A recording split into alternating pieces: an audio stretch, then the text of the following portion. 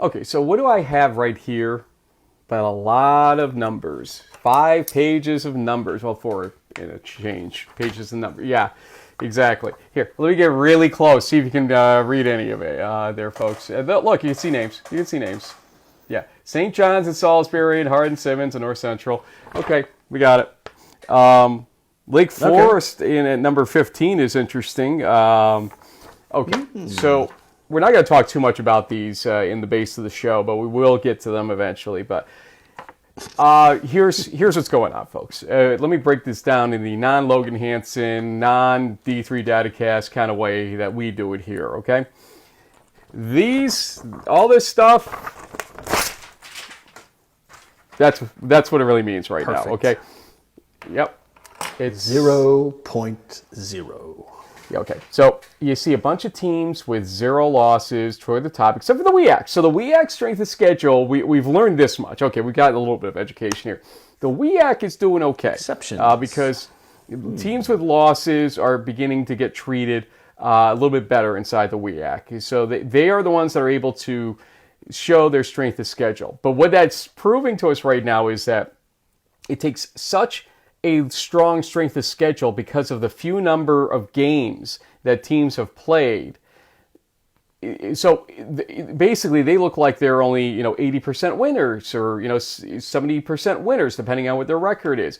Great, except by the end of the season when you're 9-1 or 8-2, your win percentage based on those numbers is much better overall. You've got more wins counting inside the numbers because wins can only help you, losses can never help you type of situation. So when you actually hit 5+ wins, you're actually on the equal threshold with everybody else. So if you don't have 5 wins yet, then those numbers aren't going to help you one bit. When you get to 9-1 or 8-2, you're going to start jumping some teams with 0 losses rather. 0 wins, that too. But okay, the thing that sold it to me that's a problem going on there is where Ithaca is in the 80s, okay? Ithaca is not a, top 3rd tier team in the entirety of Division 3.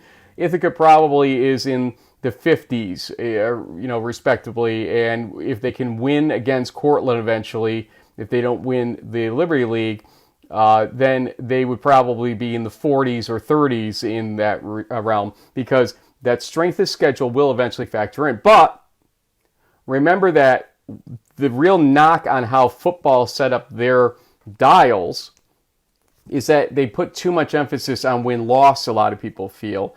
And that's actually what we're seeing in this first set, is because sports with fewer results end up with, these anomalies with these win percentages, maybe focusing too much on win percentage actually wasn't the best idea. Maybe it should have been more toward the 30% range compared to strength of schedule instead of the 40% range. So there's a real debate that will be had about whether or not those dials work out correctly in the end. But JB, more or less, you see all kinds of weirdness on that list, and it is trash at this point as far as I'm concerned. I mean, it's interesting philosophy, but again, it's robots picking teams. It's nobody's out there saying, "Hey, this conference looks really good this season based on who they were playing, and maybe we got to take a better look at that." Or this conference only plays 1 out-of-conference game. We need to judge them in a slightly different keel than we judge this one that only has 6 conference teams, 5 conference games. That's the stuff that we've lost in this whole methodology, and it's becoming real clear real fast. Yeah, I had a couple of Hobart parents ask me, is being number 28 on this list good? And I was like, it doesn't matter because it's going to change over the next couple of weeks. Really, the only thing that you should do other than hope that your team keeps winning is that the teams that your team beat win also. So if you're a Hobart fan, that means you want Alfred to finish above 500, you want Moravian to finish above 500, you want Ithaca to finish above 500. Those things will help you out, but at the end of the day, where that, does 22 mean that you get to host a home game? I don't know. I mean, it's kind of a crapshoot. We'll have to wait and see. Right now, it's kind of meaningless. Until every team plays 7 or 8 games, this means nothing. That's realistically what this all is about. And so just keep that in mind. When we get to week 9, basically, these will have a little bit more meaning to them. Not full meaning, because things will still change precipitously into week 10, and then still even in week 11. So just don't over-factor what we just saw there. I saw somebody complaining that, oh, you pollsters don't know what you're talking about with these other polls. It's rankings, dude. It's what is, showing that they have integrity and you don't. And it's like, shut the bleep up. I mean, seriously, we pour over this stuff. We're what actually proves that humans actually do have a role in this, or should have a role in this in some way, shape, or form, or not, or another. And you know what? If it was all about the numbers, then explain to me the college football playoff system, how that is selected by a panel, an actual panel that have a bunch of numbers in front of them, but they ultimately make the decisions. Maybe they were really right on Florida State, seeing how things have gone for Florida State since last year. Maybe they weren't as good as we really thought, especially without their quarterback last year. Humans probably should play a role in a sport where you only have 9 or 10 games. Even, Division I FBS has 14 games usually by the end of the season now, 13 or 14. And so maybe, just maybe, Division III college football should have a little bit more subjectivity because of what we don't have, which is a lot of results. We'll talk about what those numbers... I guess I have to reprint that now that I just tore it up into shreds. Whoops. Great planning by me today.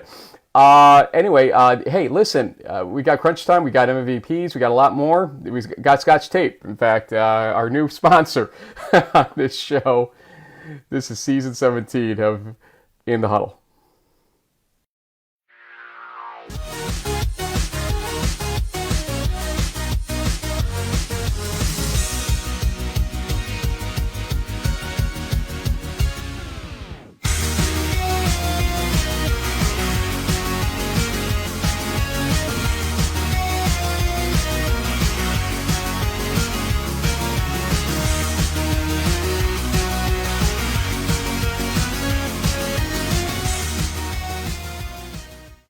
Okay, JB, I've spoken long enough. Let's talk about actual action that occurred on the field.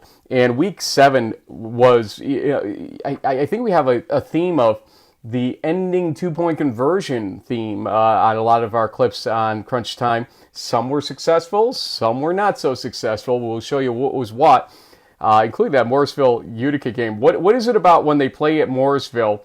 Things go into all kinds of haywire at the end of games between those two teams. But this time, no controversy. Yeah, it's no controversy this go around. But JB, take us through your 30,000-foot view of week number 7. Well, I was thinking about this morning, and so when Jen and I first got, the youngest ones were like, 8, 9, 7 years old. And, here in Florida, we can get out and do stuff with young children, ride bikes, go to the pool, whatever. But there are certain rainy days where, especially back then when they were that age, the kids like to play games like pig pile, which basically mean they try to basically beat me up and see how much punishment I could take. And so what I thought about week 7 is that, we have a bit of a pig pile going on across the country in a lot of these conferences. You have certain cases you have a clear, undefeated, probably conference champion places, like the NACC with Aurora and the CCIW with North Central. But then you also have these pile-up conferences like the WIAC. You have the PAC.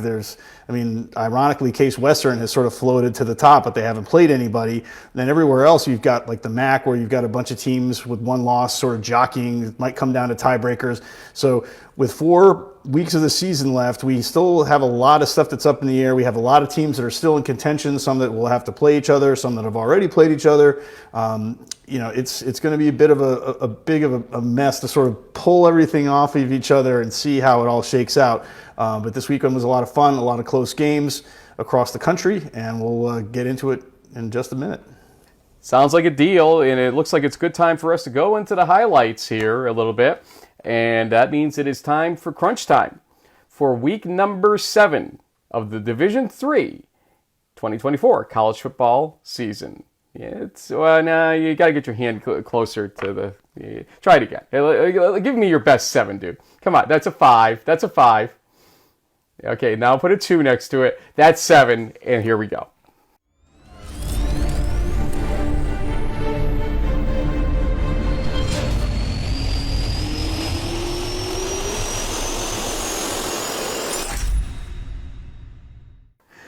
And we're going to start here in the MAC in Region 1 for a game I attended most of, technically, FDU Florham at Del Val.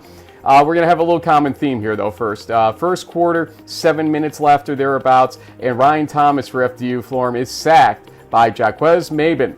And that 70-yard loss was his first sack of the day. I say first because a quarter later, basically, 7:13 left second quarter, Thomas again sacked by Jaquez Mabin.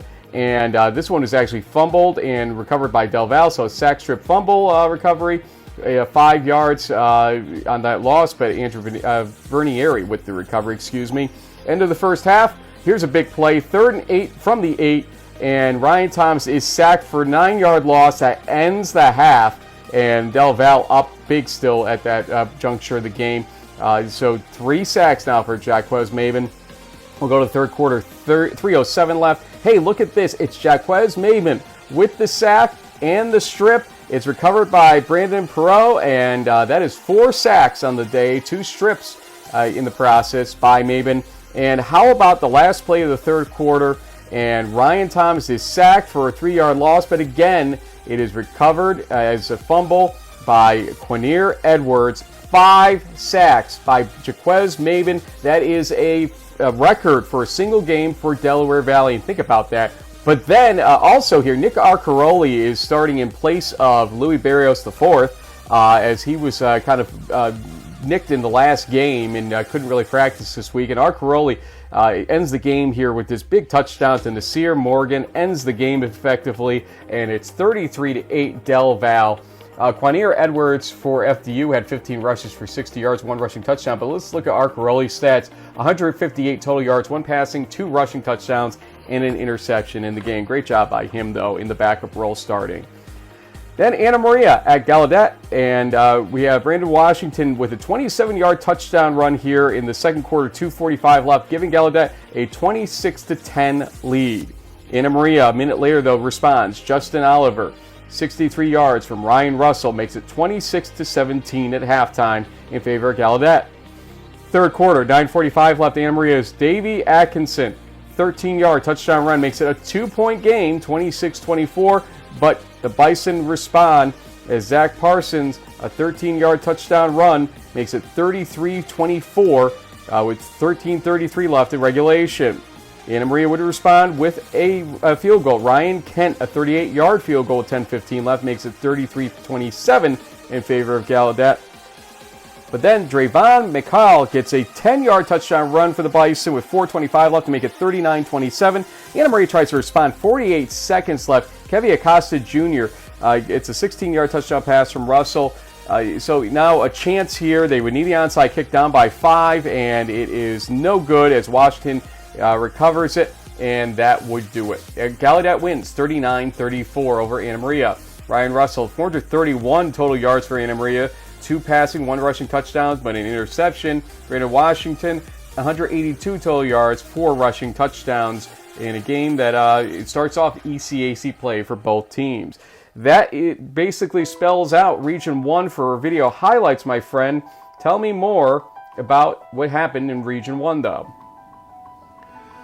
Yeah, well, a lot of the favorites won the games that you would expect. I would have to give a shout out. You thought that they were a running team, but apparently the Mariners can throw the ball. Tolson Smith had I think a season high 11 catches for 208 yards and 3 touchdowns in the Mariners' 49-7 win over Norwich. Misericordia gets a close win over Widener in the MAC, but otherwise, a bunch of blowouts. I want to highlight the NESCAC this weekend, Frank. And once again, it's a shame that these guys aren't going to be playing in the tournament because there's some exciting games. We saw Wesleyan beats Bowdoin by a field goal. I'll explain why this is important in a second. Tufts edges Hamilton. You have also Trinity losing to Middlebury 21-24. The Panthers surprise the previously undefeated Bantams. And here we go. We've got Middlebury with a win over Trinity. I believe Middlebury lost to Wesleyan, and I think Trinity beat Wesley. I don't know. There's a pile up there. There's going to be a tiebreaker in the NESCAC, which is going to be interesting. So Wesleyan kind of had to start off the year with a big win over Middlebury, and so they're kind of in the tiebreaker seat if they can win out. So that was an interesting deal. Kings beats Lebanon Valley to stay the only undefeated team in the MAC. We'll see how that lasts. They have big game again this weekend. Salve almost blew a huge lead against Coast Guard, who battled back down from like 34-7 to pull within 6 points here. So the Seahawks survive on the road and keep winning in the new MAC. And then last but not least, WestCon making a statement, probably sort of doing this to the MASCAC on their way out the door, bludgeoning Bridgewater State 49-7 on Saturday night. Wasn't even close.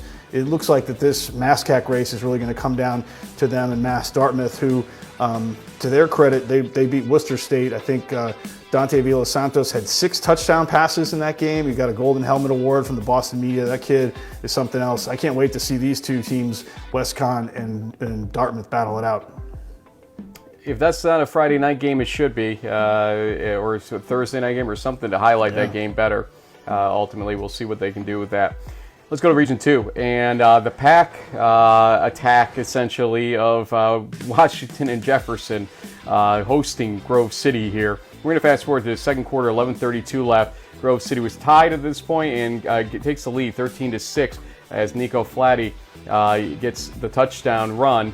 And so 13-6 Grove City, now they add a 42-yard field goal. Daniel Sullivan with 6:40 left in the first half, making it 16-6. So they look like they're rolling here, Grove City, but not so fast. 2 minutes, second quarter, Washington Jefferson's Jacob McCasco gets a 7-yard touchdown pass from Jacob Pugh, 16-13 at that point. And then they take the lead before halftime as McCasco gets a 14-yard touchdown pass from Pugh to make it 20-16 at halftime in favor of W&J. Third quarter, Daniel Sullivan gets a 23-yard field goal to make it 20-19. Grove City trailing by 1 with 5:45 left in that third quarter. 4.5 minutes later, W&J's Kobe DeRosa gets a 1-yard touchdown run, making it 27-19. So still one possession. We'll go fourth quarter here. 13th play of a 6-minute drive. It's 4th and 16 for Grove City at the 37, and Pfeiffer is incomplete, trying to find Heckathorn here, and that is a big breakup by Brandon Brown. Turnover on downs there. But then in the 7:12 mark, fourth quarter, it is a fumble recovery by Kobe Bonanno for Grove City, giving them the ball back, and they will take another 12-play drive. This takes 6 minutes, but Pfeiffer can only get them to the 19-yard line before 4th and 8, and he's incomplete to Darvai Gray, and he tried to get that first down yardage, just couldn't get the completion there. They still had timeouts left, but this Kobe DeRosa 9-yard gain would do it. They would be able to run out the clock with W&J and win this game 27-19 to cause chaos in the pack. Nico Flatty, 21 rushes, 102 yards, 1 rushing touchdown. Jacob Pugh, 26 for 40, 279 yards, 3 passing touchdowns for W&J. Then we talked about it in the open, Morrisville hosting Utica. 3:37 left, second quarter. Christopher Stancarone gets a 1-yard touchdown run from Morrisville to give his team a 21-7 lead. But Utica will come roaring back. 2 minutes left, second quarter. Tyshawn Taylor, a 44-yard touchdown pass from Brett Fuller, that is 21-14. And then third quarter, 1:36 left. Matt Brantley, a 25-yard touchdown run, is a good touchdown there, 21-20. But watch this Freddie Callow kick attempt for the extra point to tie. It's no good. And that's a big problem. We'll see why in a moment. Fourth quarter, 7:21 left. Isaac Sylvain, a 34-yard touchdown run, makes it 28-20. Morrisville State leading the game. Utica would have a 15-play drive end like this with 1:14 left. On a 4th and 2 from the Morrisville 7, Sam Florio only gets 1 yard. Turnover on downs on that play. Great job by the Morrisville defense, but they would have to punt it back with 13 seconds left. With no time left on the clock, Tyshawn Taylor, a 38-yard touchdown pass from Brett Fuller. It's good, 28-26. They would need the 2-point conversion to tie. But first, they false started And so Utica now has to go for 2 from the 8-yard line. And Brett Fuller's pass attempt is incomplete. Morrisville survives 28-26. Brett Fuller, 24 for 27. My goodness, 238 yards, 3 passing touchdowns for Utica. Isaac Sylvain for Morrisville, 21 rushes, 139 yards, 2 rushing touchdowns. Then a game I thought we might see an upset in, and I wasn't too far from the truth on this one, as F&M took on Johns Hopkins. 3 minutes left, second quarter. James Ranello for Hopkins gets a 1-yard touchdown run in that backup role as starter now for them. 7-3 lead Hopkins had at that point. Third quarter, 8:10 left. Lawrence Miller, a 43-yard field goal for F&M, made it 7-6, so closing the gap. Johns Hopkins, with 1:14 left third quarter, though, responds with a 34-yard Brad Paxton field goal to make it 10-6. Then, fourth quarter, 9:57 left, it's Paxton again. 26-yard field goal there, 13-6, Hopkins leads. We'll fast forward, though, later in the game as Ty Tremba is looking here from the Hopkins 41-yard line, but he is intercepted by Jake Spivak, and that's a big play at that point in time in the game. That would pretty much do it. 13-6, Johns Hopkins beats the Diplomats. Tremba, 252 total yards, 2 interceptions, though, for F&M. James Ranello, 185 total yards, 1 rushing touchdown, and 2 interceptions. Let's go to Catholic at Lycoming in the Landmark. And early in the second quarter, Catholic's Ryan Smith gets a 5-yard touchdown pass from Joey Gulbin to make it 7-3 as the Cardinals take the lead. Second quarter, 6:29 left. Gulbin gets his own 1-yard touchdown run, expanding the lead for Catholic 14-3. 2 seconds left, though, in the first half. Kyle Flack gets a 28-yard field goal for Lycoming. 14-6 would be the halftime lead for Catholic. 9:12 left, third quarter. Kyle Flack tries a field goal for Lycoming. It's no good from 36 yards out as Nathan Mischowski is the blocker of that, and so that is a thwarted attempt there. Still an 8-point game. End of the third quarter, though, on the other hand, Jay Huber is sacked for a 10-yard loss, and so Catholic's defense really stepping up at the right time there, but they'll get the script flipped on them as on fourth quarter, 9:46 left. It's Lycoming's 10-yard line. Joey Gulbin is intercepted at the 3, so that thwarted a surefire scoring attempt, it looked like, for Catholic. Eventually, Lyco has a 17-play drive with 2 minutes and 1 second left. That's 17 plays in 2 minutes, or less than that. 9 seconds left. Dawson DeBeebe, he gets a 5-yard touchdown pass from Jay Huber, 14-12. They would need a 2-point conversion to tie, and Huber's pass would be incomplete. Catholic survives the 2-point conversion there, 14-12. Huber, 27 for 51, 300 yards and 1 passing touchdown for Lycoming. Daquan Harvin for Catholic, 32 rushes, 157 yards. The Catholic defense, 4 sacks, 10 tackles for loss. Huge day for them indeed. Other Region 2 results you're looking for? James Baker has those for you right now. Well, first, a quick shout out to Coach Gutt, who we hope is doing well. I know he was probably watching that Catholic Lyco game, and I'm sure he was happy to see his guys get a close win there. That was a close one, but not a lot of close ones in Region 2, Frank. You can see most of the favorites won pretty comfortably. It's kind of funny that Muhlenberg, their defense gave up like a 500 yards to this Gettysburg quarterback, but they still win by 14 or 16 points. Hey, sometimes that's how it goes. We had Union get a win over Buff State, 31-10. We picked Rowan Christopher Newport. I think you went with the profs. I went with the captains, and it was lucky for me that I picked the home team. This was not as close as we thought, but hey, it was. It's still, the captains are a tough team, and I'm sure Rowan will bounce back also. Elsewhere, your Sinus wins big, 49-7. They are 6-0, I think, for the first time in close to 20 years. So the Bears sitting at the top of the Centennial. Can they keep it going? They've got a target on their back, and like I said before, Case Western, the only undefeated team in the pack, they beat Teal 52-7, but they haven't really played anybody yet. We'll see how good this Spartans team is when they line up against Westminster this Saturday. Yeah, more on that a little bit later, actually. But let's go to Region 3 at this point. And we'll start with Huntingdon at Maryville. And we'll go to 4:05 left, second quarter. Here's Jermaine Abner from Maryville with a 1-yard touchdown run to give his team a 17-10 lead.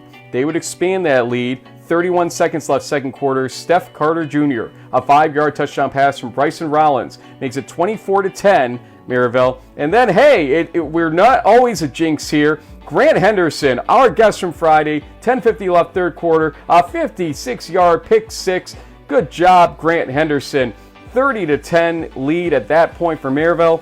And then they would add on to it. Amare Red, a 27-yard touchdown pass from Rollins, made it 37-10. Maryville just had a heck of a go of it there. And the final score would be 44-16 over Huntingdon. Dorian Smith for Huntingdon was only 12 for 29, 151 yards, 1 passing, 1 rushing touchdown, and an interception. Grant Henderson, that pick six. Can't talk about him enough. Hey, that guy. He plays I know well. that guy. Hey. We all know that guy because you watched our Friday show, everybody. Hey. Let's go back to the action We weren't the kiss of death. Yeah, who knew? For once in our lives. Next up in the ASC, Hardin Simmons at McMurray. 9:29 left, first quarter. Brock Gibson, 4-yard touchdown pass from Kyle Brown makes it 7-0. So starting out how we thought it would here for Hardin Simmons, but wait a minute. McMurray, 7:51 left, second quarter. Jess Howell gets a 3-yard touchdown run to make it 7-6 after the Jack Rodriguez kick is blocked. That would be our halftime score, 7-6, Hardin Simmons leading. The Cowboys will start the second half with a field goal and a 10-6 lead, and then in 12:47, you'll see here this fumble recovered by Caden Roden. It was an important one here as McMurray was looking to take the lead in the game. It led to this touchdown with eventually 10:40 left in the fourth quarter. Dozie Afidi gets a 24-yard touchdown pass from Kyle Brown. 17-6, Hardin Simmons leads. Still not over though, as Brown, sacked for a 10-yard loss, fumbles the ball, and Jahat Edwards gets the recovery for McMurray. That led to, with 5:26 left in the fourth quarter, Queso O'Shields getting a 34-yard touchdown pass from Hull. It's 17-12 at that point after the 2-point conversion failed. Hardin Simmons leading. 1:06 left, fourth quarter. Colton Marshall gets a 1-yard gain but fumbles, and it's recovered by Kane Stroman. So at the 50-yard line, McMurray has a chance. They get to the 30-yard line, 24 seconds left. The chance here, 4th and 4, is incomplete. And that would do it. Hardin Simmons survives 17-12. Hull, a 15 for 21 night, 132 yards, 1 rushing touchdown. Kyle Brown for Hardin Simmons, 10 for 22, 138 yards, and 2 passing touchdowns. Finally, we'll end here in Region 3 in the ODAC as Shenandoah visited Bridgewater. It was 8-7 Bridgewater at halftime. Third quarter, 5:47 left. Shenandoah's Broden Domenico gets a 2-yard touchdown pass from Stephen Hugney to make it 14-8 Shenandoah's lead. They would expand that lead 14 seconds into the fourth quarter as Jalen Redfern gets a 5-yard touchdown run, making it 21-8 at that point in favor of Shenandoah. But Bridgewater comes back. Jasir Bateman, with 10-12 left fourth quarter, gets a 5-yard touchdown run, 21-14 Bridgewater trailing at that point. We'll fast forward to 23 seconds left in the fourth quarter. Jamel Johnson, 4-yard touchdown pass from Jasir Bateman would make it 21-20. They go for 2. Jamel Johnson's pass attempt is... Bateman takes a snap. It's a quarterback keeper. Now he throws into the end zone. They got it! Johnson makes the catch! Johnson again! He catches the touchdown pass, and then he catches the conversion. Good! 22-21, but hold on, this game is not over yet. Getting the ball back, it's still Shenandoah with a chance. Stephen Hugney finds Broden Domenico for 19 yards to get the ball to the 38-yard line. And then they would have to rush the field goal unit onto the field. Scott Martin from 55 yards out is blocked by Andrew Brown. Bridgewater wins, surviving that frantic ending and having that comeback 22-21. They trailed 21-8 with 14:46 remaining. Jalen Redfern for Shenandoah had 24 rushes for 117 yards and a rushing touchdown, but Jasir Bateman for Bridgewater, 29 for 38, 253 yards, 2 passing, 1 rushing touchdown. There's another case of a 2-point conversion at the end of a game there, JB, but this time successful, and they hold on, does Bridgewater, to that frantic ending. Boy, a 55-yard field goal, you just don't see that attempt every day, but what other choice did they have at that point? Nope. No, yeah, they had to take it. It was a chance. It was either that or nothing. So good win for Bridgewater, 3-0 in the ODAC. So keeping things interesting. You know, that pig pile story I told at the beginning might still hold true there. There's a couple of teams still in the running there. Across Region 3, not a lot of close games, Frank. One of the better ones was our buddies down in Jackson, Mississippi, though. Millsaps winning 17-14 out in Austin, Texas over Southwestern. We saw Bellhaven beat Greensboro and Trinity take care of Rhodes. Ferrum beating Hampton-Sydney was a bit of a surprise to me. I didn't see that one coming. That was an interesting game. But the real game to keep an eye on for Region 3 fans is LaGrange, who is now, I think, 3 or 4 wins into the season. They knock off Brevard on the road. And now, basically, the way things are shaken out, since Maryville has beat Huntington head-to-head, they still have to play Bellhaven, I believe, but the USA South is the Scots championship to take at this point. They control their own destiny. They're undefeated. You know, they're going to basically be going to the SAA with the trophy, it looks like. So congratulations to the Scots. Congratulations to our former guest, Grant Henderson, for that 56-yard pick six.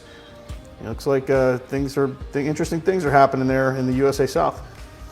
To everybody else in the USA South, just a quick note that JB has been known to be the kiss of death, prematurely announcing winners and victories in conferences. So all is still on the table in the USA South. Just be aware of that here. I swear to you, I've got more text messages I could share with you in games. When I'm covering a game, he's like, "Oh, this is a foregone conclusion." And I look back at my scoreboard later on, I'm like, wow, it flipped. The entire game flipped compared to what JB said. So don't worry, it can happen. The only thing I was right about was in the Stag Bowl, because I remember I said, "Oh my God, Cortland's going to win." You were like, "Shut up! The game's not over." We were standing on the sideline. I distinctly remember I was just couldn't believe. I was like, "Oh my God, this looks like they're going to actually win this game," and nobody picked them to win. So it was, holy smokes! I think this is going to happen. And Frank's like, "Shut up! It's not over yet." That's why we've been good co-hosts for how many years now? We've been good co-hosts here. 16 years, I think, or 15 years, whatever it is 16, we're up to. Wow, yeah. Well, here we go. Let's go to Regions 4 through 6 because we got a lot to get through here. Baldwin-Wallace at John Carroll. Second quarter, 12:22 left. Baldwin-Wallace's Harley Barman gets a 40-yard touchdown pass from Charlie Babonix to make it 10-0. Baldwin-Wallace leading. John Carroll, though, tries to come back here. 7:34 left, third quarter. Tyron Montgomery, a 25-yard touchdown pass from Nick Septenfelter. Got it right this time. 10-7. John Carroll's trailing by 3. Third quarter, 2:25 left. Nehemiah Jenkins gets a 3-yard touchdown run for John Carroll. 14-10, John Carroll's first lead of the game. Then 2:25 left, fourth quarter. Baldwin-Wallace's Tim Conwell gets a 13-yard touchdown pass from Babonix to take the lead back. 16-14 at that point. That was a 19-play drive that got them there. But 52 seconds left, 6 plays later, Kenny Rawls, a 10-yard touchdown pass from Septenfelter, makes it 20-16 for John Carroll. And we'll go to 2 seconds left from the John Carroll 26-yard line. Charlie Babonix is incomplete, looking for Connor Awad at the goal line, broken up by Lamar Thomas, and that would do it. What a good ending that was. 20-16, John Carroll wins. The perhaps final Cayuga Gold Trophy. I don't know. We'll see what happens as John Carroll leads the OAC. Babonix, 32 for 48, 277 yards, 2 passing touchdowns, 2 interceptions. Kenny Rawls, the game-winning touchdown reception at 52 seconds. I guess, though, if you're a Baldwin-Wallace fan, you should be hooked on Babonix. Yes, I'll be here all week. St. Scholastica. You can't see JB right now, but it's priceless. St. Scholastica at St. Olaf. And this is an interesting game. Late in second quarter, St. Olaf trailed 20-16. 11 seconds left in that half. Will Skemp, a 7-yard touchdown pass from Theo Duran, makes it 23-20. St. Olaf's lead at halftime. Third quarter, though, 7:26 left. St. Scholastica's Donald West gets a 2-yard touchdown run to give his team back a 27-23 lead. Third quarter, 4:14. St. Olaf gets a pair of scores actually in a row here. First, this one, Braden Menz, a 6-yard touchdown pass from Duran. It's 30-27 at that point, St. Olaf. And if I said touchdowns, there's scores into here because the fourth quarter, 8:40 left, St. Olaf's Colin Swan, a 20-yard field goal, would make it just a 6-point lead, though, 33-27. That means St. Scholastica has a chance here, and it is Ricky Weber, an 8-yard touchdown pass from Donald West to make it 33 apiece, but the conversion is no good. And so we continue. St. Olaf able to get down the field to the 4-yard line. 2 seconds to go, 33-33. Snap, placement, kick on its way, the ball is up, the ball is good, the Oles win it, 36-33. Colin Swan's 21-yard field goal is good. With no time on the clock, the walk-off makes it 36-33. St. Olaf wins. Donald West, 430 total yards, 1 passing, 3 rushing touchdowns, and an interception. Theo Duran, 24 for 29 for St. Olaf, 324 yards, 4 passing touchdowns, 2 interceptions. Got to give St. Scholastica credit, though. That was a hell of a game for a team that is really, an underwhelming name for a lot of people out there. They almost proved everybody wrong on Saturday. Next up, in the NAC, Wisconsin Lutheran at Benedictine. Second quarter, 3:04 left. Benedictine's Dylan Seigel gets a 1-yard touchdown run, make it 7-0. But just as halftime was coming up, Wisconsin Lutheran's Arnolfo Ortega gets a 28-yard field goal to make it a 7-3 game. Benedictine's lead at halftime. Third quarter, 11:19 left. Wisconsin Lutheran's Emmett Hawkins gets a 10-yard touchdown pass from Bryce Barbian to make it 10-7. Wisconsin Lutheran's first lead of the game. And then, ultimately, this big play, Humberto Velasquez's 40-yard field goal attempt to tie the game is no good with 9 seconds left, blocked by Nathan Nevad, and that would do it. Wisconsin Lutheran survives. 10-7, their first win over Benedictine since 2014. Dino Stevens Jr. from Benedictine, 26 rushes, 167 yards, but Wisconsin Lutheran's special teams step up with that big blocked field goal. Next up, a little Wisconsin flavor here, beyond just the one you saw, some more actually in the WIAC. It's Stout at River Falls.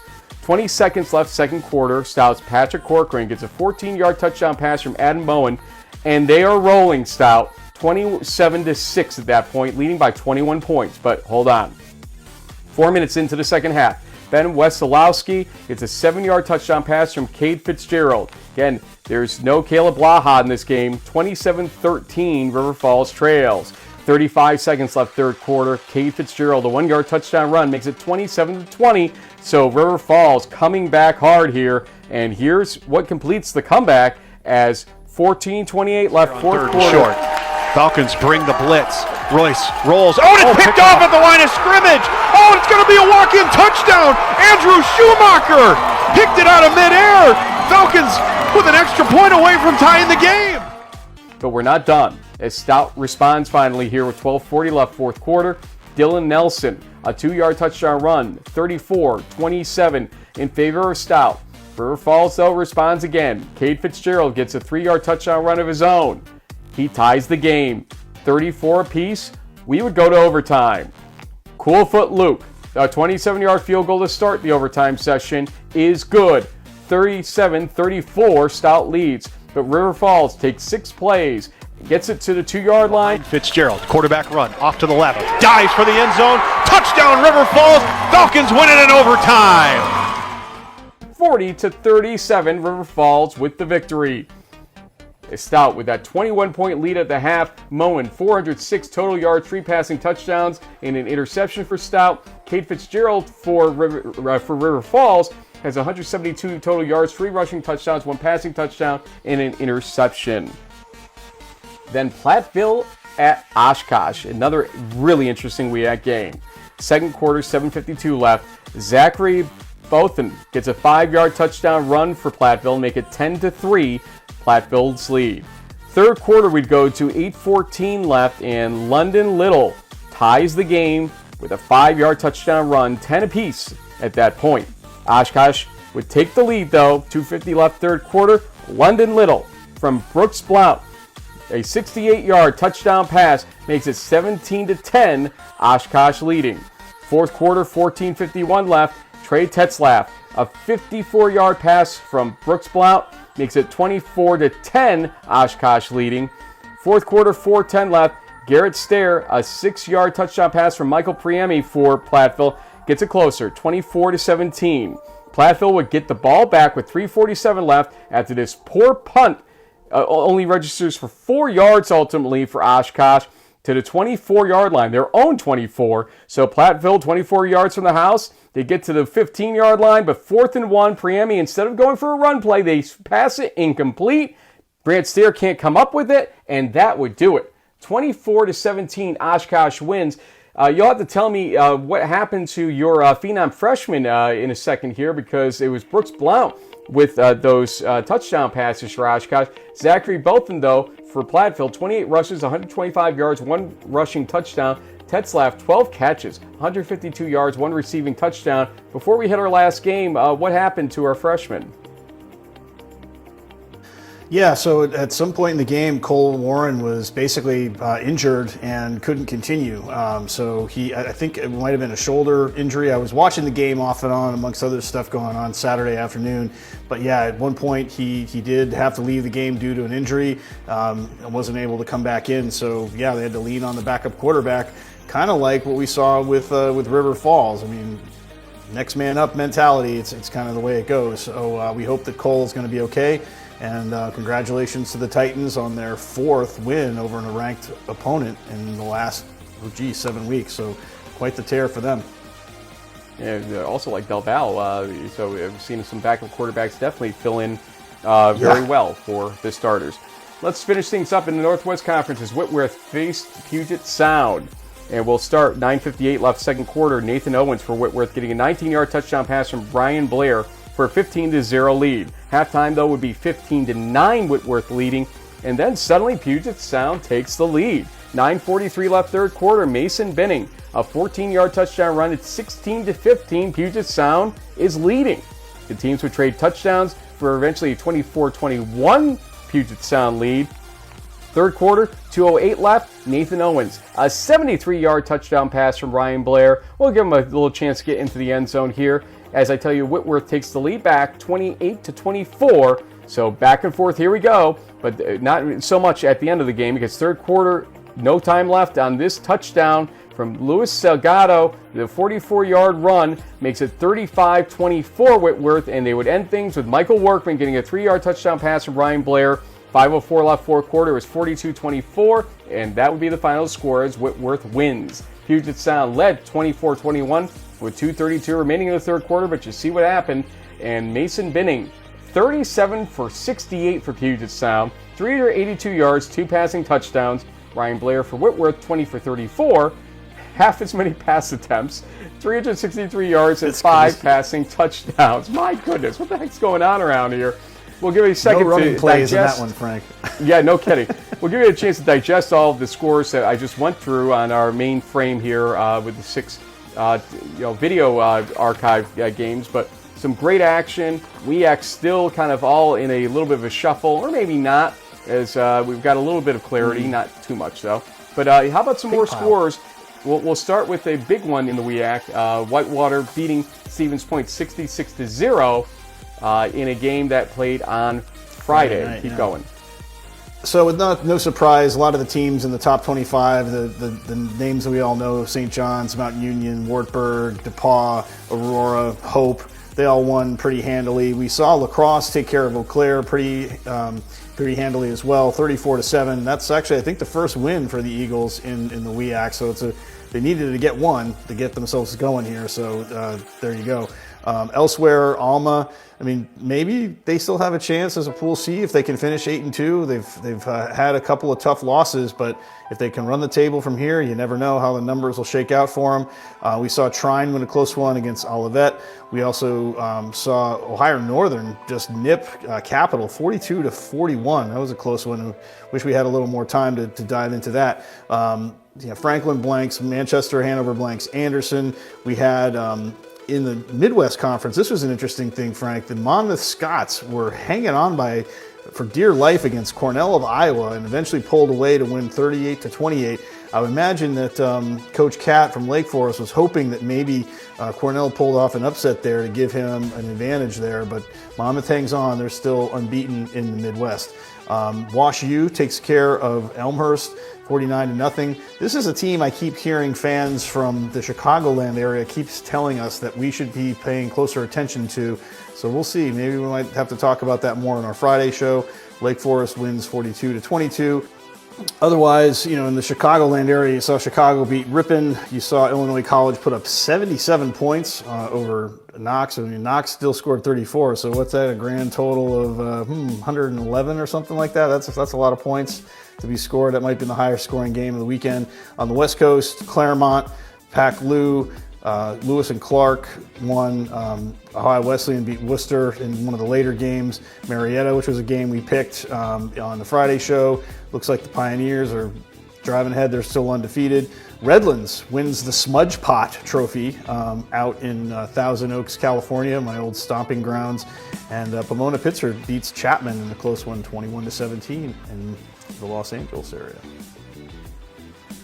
Well, let's just end it right there. Let's just say that was Crunchtime for Week 7 of the 2024 Division III college football season. JB, got about 10 minutes left here, and it's time to hit your MVPs of the week.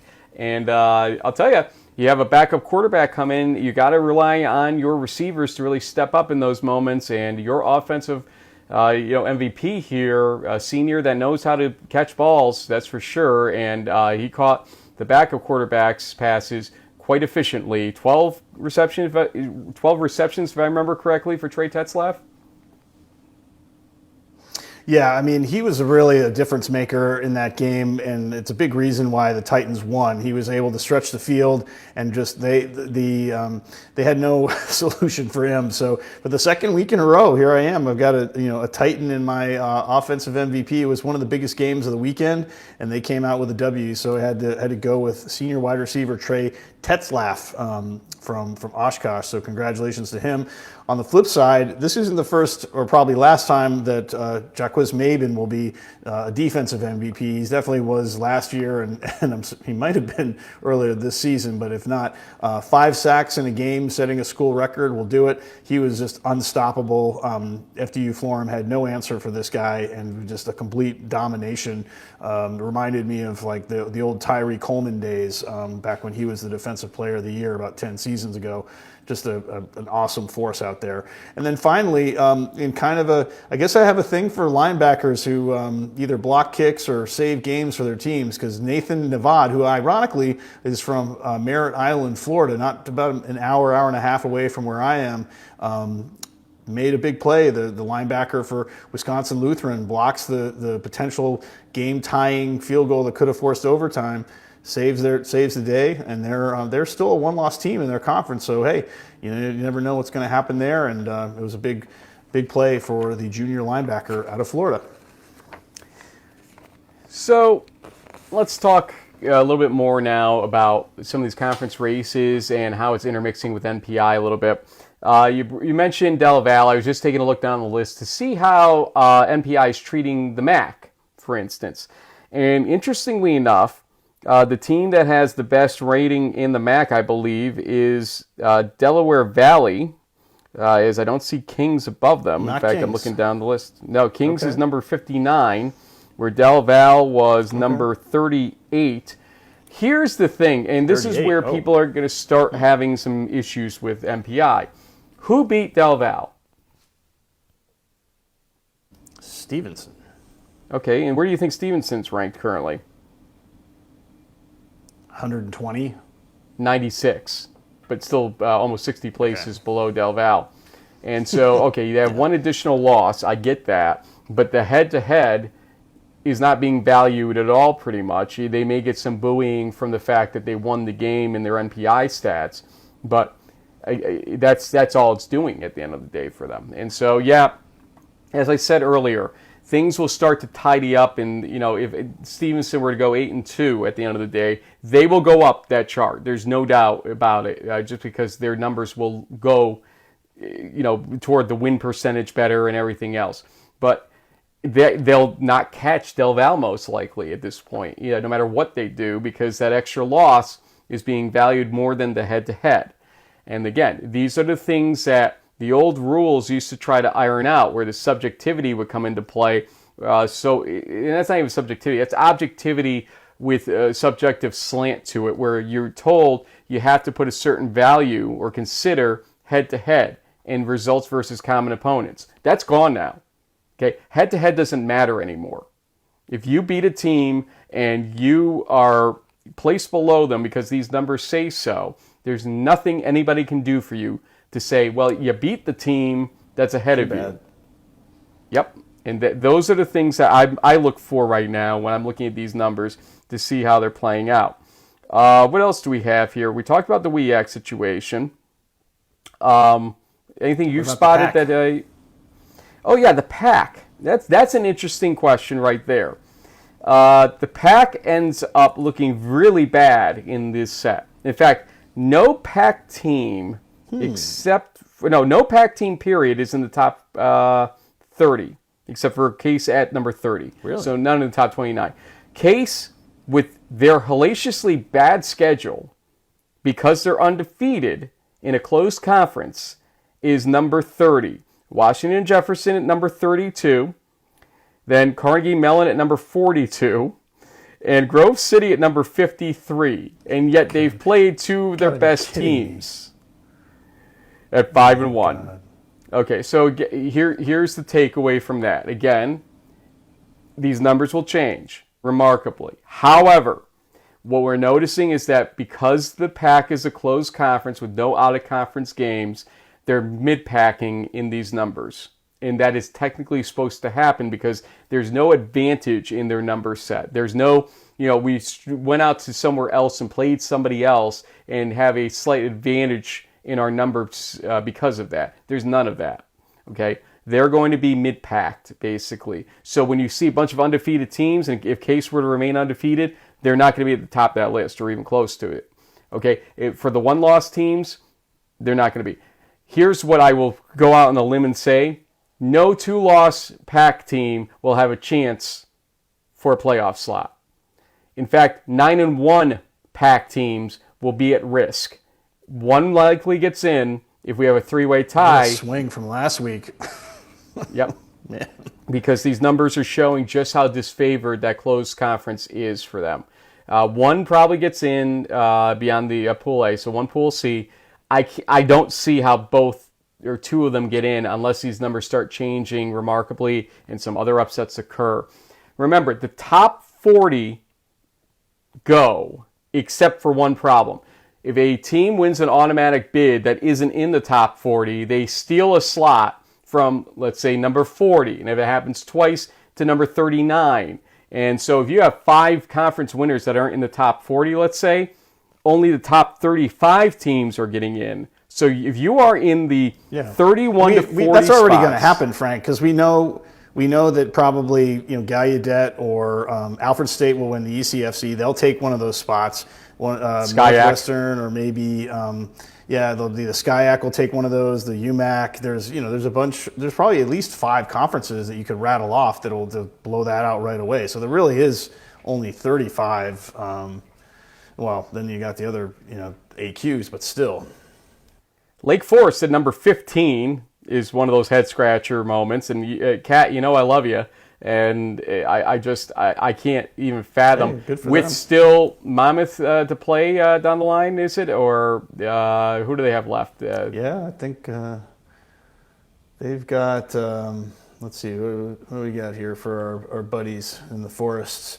So they played Monmouth in week 10. In Chicago still to come, right? Yep, Chicago's their last game at Chicago on week 11. Their number could actually improve, believe it or not. They could go up from 15. Really? Good for them. Oh, Maybe my God. They won't have to travel to St. John's for round 1 for a change. I'm sure they'll still find a way. Mary Hardin Baylor, number 26. They're 3-1. and the numbers are being friendly to them, despite the drubbing against Hardin-Simmons and all the crap people want to talk about, the Bethel, Tennessee game and all that other stuff. Mary Hardin-Baylor is pretty much in a secure spot currently, although they drop into the 30s. Wow. Again, any team in the 30s is on the bubble. You have to consider yourself on the bubble. What if they lose 30s to Hardin-Simmons again? I mean, you want to know what the answer is? It probably doesn't hurt them. It doesn't help them.